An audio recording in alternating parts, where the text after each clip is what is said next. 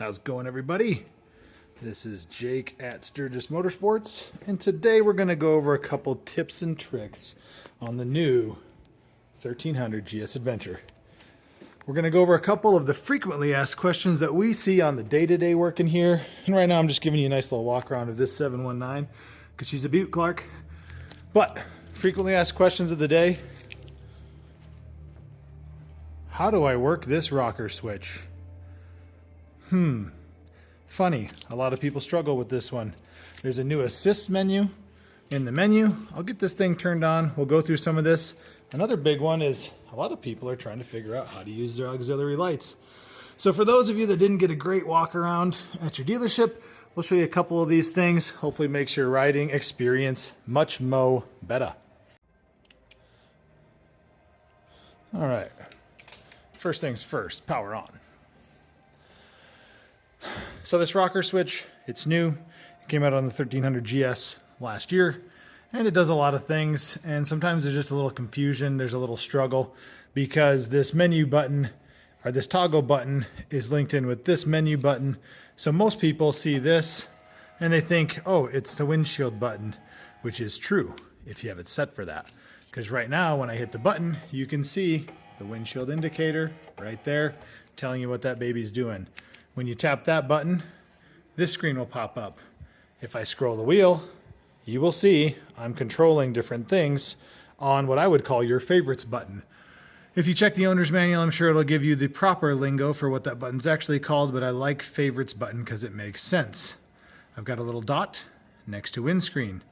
I can toggle this switch to the right and change that, and now I have it set to DTC or damping or ride height. Anything that I set that dot on is going to be what this switch does.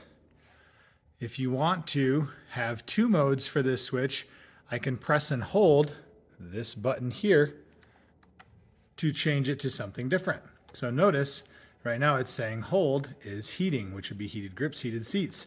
If I hold this button here, I can now change the hold button to something else. I prefer to have them on the heating section and the windscreen, just because it seems like for what I'm doing in riding, that's exactly what I want all this stuff to do. So now, hold the favorites button, and all of a sudden, magically, it's asking me to mess with heated grips or heated seat. And then you see it just timed out and went right back to windshield. It's all a timing thing, so when you hold it, you only get a couple of seconds to start toggling what you want to do. That makes sense. I know that's a lot of information. I'm trying to pack it and condense it as fast as I can, but that is step one of frequently asked questions.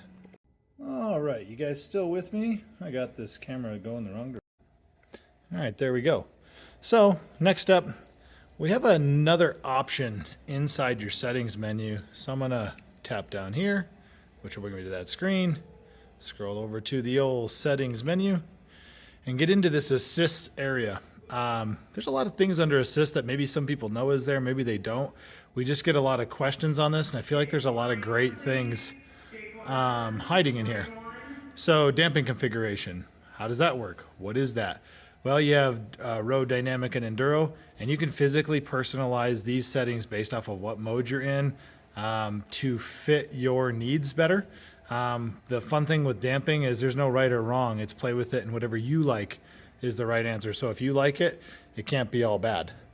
Another thing that you can catch in the assist is the cruise control. You have the active cruise control. Maybe you like it, maybe you don't. Do you know there's a comfortable and dynamic form of the active cruise control, or do you want to deactivate it completely? Because that is also an option. So that's where you'd handle that right there. And I'm just toggling through this stuff by going left or right with the Wonder Wheel and scrolling up or down to up or down or left or right. Your lane change warning. Do you like the little light in the mirrors? That's a new touch. A lot of people like it. Maybe some people don't. You can turn that on or off as well. Your hill start control pro. You have off, auto, manual. I prefer the manual. I have a lot of customers that prefer auto, and I have customers that don't like to mess with it. Again, it's personal preference. No right or wrong, whatever you like. It's all just a bunch of happy accidents, right? And a lot of other things. But just wanted to touch on that. It's a frequently asked question. Quick answer. Let's move on. All right, and last but not least, we've got these new matrix lights. These things are awesome. Lighting's good. If you are a GS owner or GSA owner, first thing we notice though is we don't have our switch anymore. How in the world can we operate auxiliary lights without our switch? This one is a little bit different compared to years past, but again, clicking into your menu, there you go. Get yourself into settings, and you can actually get right in here and go down to lights under vehicle settings and additional headlight. Kapowie. And if I did all of that correctly, we should be sitting real good right here. Oh, maybe not. Realize there's a comedy of errors. It is on. The light is not. BMWs are sometimes smarter than we are. Fire that baby up. Bingo, bingo. Gotta love it. I'm hoping this stuff was helpful to you guys. Like and subscribe. We are always here to help. Don't be afraid to contact us anytime.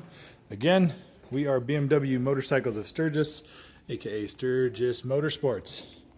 Thanks, guys.